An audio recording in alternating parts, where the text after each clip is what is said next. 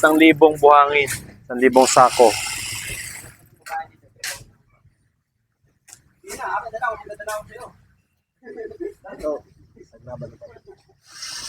So, lahat ng materyales, meron kami, pati yung mga gatong tinatarya. Kami na rin yung gumagawa. Yan, makikita niyo mismo. Talaga kami nagsasako niyan.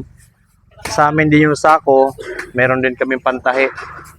So, hindi po ito bistay. Kasi yung bistay, ito, maliit lang yung bistay. Ganyan lang. Ito naman, malaki po yan, pang buhangin talaga. So, meron kasi kaming isang client na nag-order ng 1,000 sako. Bawal sa kanila pag nakatrack. So, nakasako talaga. Lahat ng materials sa construction, ginagawa namin ang paraan pag kailangan talaga ng customer. So, ayan. Pati yung mga tao namin magsasako para lang mabigyan, masupplyan namin yung customer na kailangan ng ganong klaseng material. So, nung ganitong mga nakasakong buhangin.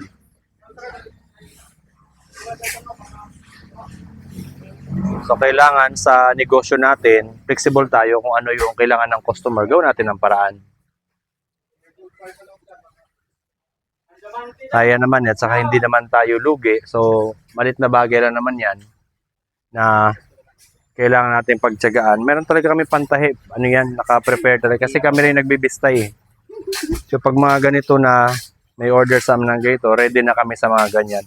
Itong sako mas malaki to kumpara dun sa pangbistay. Kasi ano to 16 by 26. To, pati yung sukat ng sako, kabisado ko.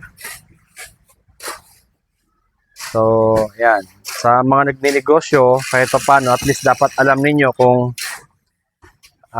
ano yung mga materyales sa binibenta nyo. Kahit dito sa sako halos kabisado ko kung ilang kilo pag ganito kalaki. At saka dun sa, ayan, meron din kaming bistay. Kabisado ko rin kung ilang approximate na kilo yan. So, yun, maganda talaga pag alam natin o kahit pa paano may idea tayo. Sa araw-araw ba namin ginagawa.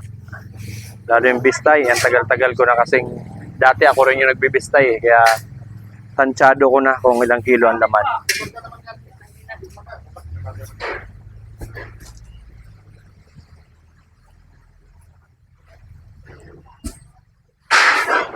Meron nagbubuklat ng sako kaya tulong-tulong itong klaseng trabaho. Hindi lang kasi kaya to ng ilang tao lang. So 1,000 kasi.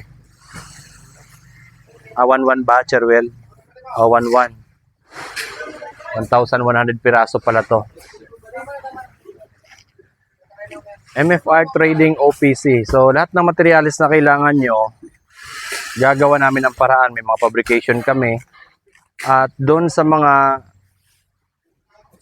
contractor, sa mga buildings na hindi pwede yung mga nakatrack na buhangin, meron po kami talaga, nagasako kami. At ganito, maganda yung sako namin kasi hindi yan tinatali-tali. Talagang tinatahi. Ayan, nakikita nyo naman. So, ayun, wag na kayo mag-atubili kung may kailangan kayong materyales. Message nyo na po kami sa page namin.